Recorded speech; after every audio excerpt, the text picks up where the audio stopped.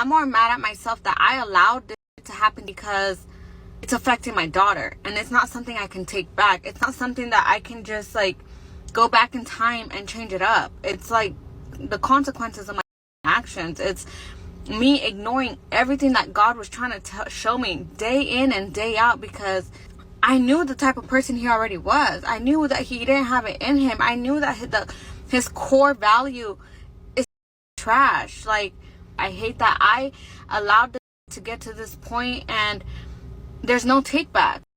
You know, I'm glad that she said that, and I always like to give credit to the content creator, so that link will be back down in the description, because it's the right thing to do to always give credit, regardless of whether you agree with it or not. And I agree with her. Question that we have to ask ourselves, I think, is why even associate yourself with this type of person in the first place? Respectfully, why even put yourself in the position to have to deny the devil? That's why I don't even understand temptation, because you can't tempt me with something that I'm not even visible to. You can't put me in a position where I have to reject something when I don't even put myself in that space to even be accepted, to even be tempted by it. Why do women and men, but in this case it's a woman talking, why do women deal with, open themselves up to something that they know could never be, or somebody that they know they would never want their daughter to look up to, or their son to want to be like, or anything like that? You knew he never had the capacity. You knew he wasn't best for you. And this is one of the rare situations where women, a lot of times, they will gaslight you and they will say, well, I didn't know he switched up on me. No, your women intuition work any other time, and you're not going to lie to me and tell me that you didn't understand what you was getting yourself into when you got into it. Nonsense. Pure nonsense. Never going for it. Never actually subjecting myself to this mindset. There's no way that you can ever convince me that you didn't know who it was that you was talking to. Men don't change. They evolve to be greater versions of whatever it is that they into. It's almost like money. Money doesn't change you. It makes you more of what you already are. And so you knew who he was, and now you expect him to evolve him, and you want to push him to do something different, or you want to change the nature of who he is. Meanwhile, most women will, if they honest with themselves, they will admit that they actually passed up on a good guy, or they passed up on a guy that they were supposed to marry. Then what will happen is you'll have certain women on the internet that say that, yo, I got these higher standards now. I'm phenomenal now that I'm a single mother and all of this stuff.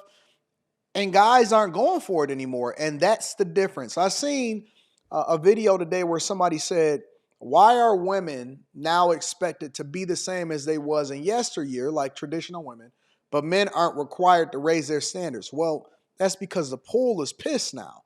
The standards for what it took for you to be a wife, for example, was virginity before you got married, was not opening up your legs and having a child before you got married. And so if we're establishing the standards of what a wife is, because if you're saying that, okay, well, I want to be a stay-at-home mother, which I think is a phenomenal thing. I am a fan of women that decide that they want to be stay-at-home mothers. If you say, for example, well, I want to be a stay-at-home mother, well, what is the requirements for a woman that then is a stay-at-home mother? What is the requirements for a wife? The basics for what a wife is. How can you pick and choose? Why are you even choosing for yourself? Why aren't your father in your life? Why are your parents putting you under duress? You know, we got to get back to the core values of what makes a family great. And the reason that that is necessary is because what we're not taking into consideration is that once the family is together, you solve for 98, 99% of the problems that we see happening in society.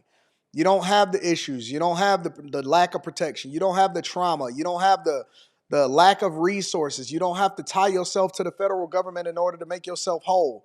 You don't need the federal government to be your father. You don't have to beg and make the wrong decisions politically. You don't have to go out and fend for yourself the way that you're not supposed to. You're not supposed to have to go and grow into this thing before you financially ready or before you mentally ready. Your brain is not even fully developed before you, what, 24, 25, 26 years old? And you're pushing these kids all the way out the house and saying, hey, go be a great woman. No, men are supposed to suffer so that they get to the point to where if anything was to ever happen, then they'll be able to be men about it and they can handle it. They can be able to solve for it. They went through it so that they can now guide you to it. Men are your covering. You are the beneficiary of their greatness. You are the helpmeet and all of this stuff. But we so out of purpose, we so far removed from the core of what it takes to be successful as a family, as a unit in a relationship. And she admitted it. She literally admitted it. She said, yo, I knew that this man was not nothing. I knew he was trash. I knew that he was garbage. I'm mad at myself for even allowing myself to get to this point.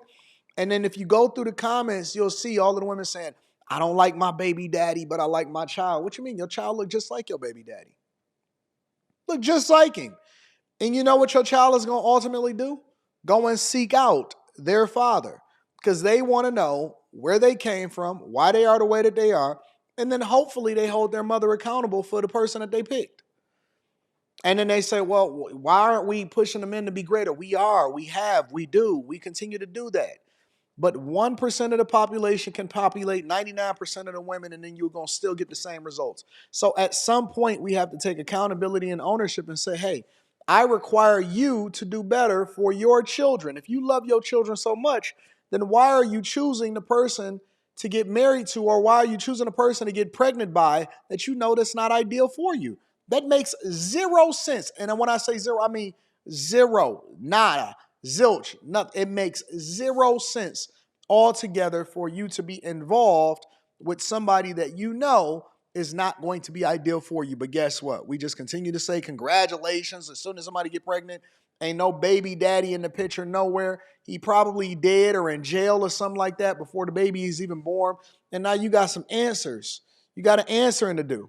And then you wonder why we continue to perpetuate this same type of stereotype, or you continue to push this trauma through generation. Because what do you think that your son gonna do because he grew up in a single parent household if he not feminine and then he requiring his stepdaddy to take him to the prom?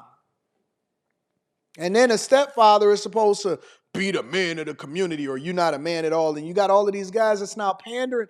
Oh man, the pandering is crazy.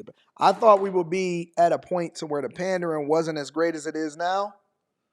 I remember it was a guy that was pandering, and he came up on the Millionaire Morning Show. I'm not gonna say his name. He came up on the Millionaire Morning Show, and I said, "Fam," and I kind of checked him. I said, "Hey, fam, what are you doing? Get yourself together. Stop all of this pandering. Stop trying to create a name." And guess what? He went right back to doing what he was doing because he couldn't stand on his own too as far as masculinity. And now he's back pandering again. And that's the way that he's continuing to build his platforms and stuff. And people are, people are people. They're going to do what they do. Women going to do what they do. They want to hear their ears tickled. They want to have their ears tickled. And, they want to feel some type of way. And so as a result, this is what it's going to translate into. But hopefully women, they don't want to see this type of video. They don't want to have this conversation. They're going to say that you hate women because you hold people accountable. Nah, we don't hate anybody. We don't hate dogs. We don't hate women. We don't hate children. We don't hate men. We don't hate none of that. The thing that we do hate is the thing that we promote in the culture that we know is worse for us because we know that the results is not going to translate for you, your children, or anybody that's in your vicinity because it's not best for you. But I'm curious as to what you guys think. Make sure y'all tap into the Patreon. Link is in the description. Also, Teach Henley, 40% off your first order plus 20% off for life. And again, I always like to link back to the content creator to give credit where credit is due, because regardless of whether I agree with him or not, and I do agree with this young lady, and I think that she makes perfect sense. Whether I agree with them or not, I always want to make sure that they get their credit because it's the right thing to do. I love you. I appreciate you. I'm going to see you guys on the Millionaire Morning Show. And then also make sure you subscribe to the channel and turn on your notifications. I'm going to holler at you guys later. Can't wait to read your comments on this. Peace.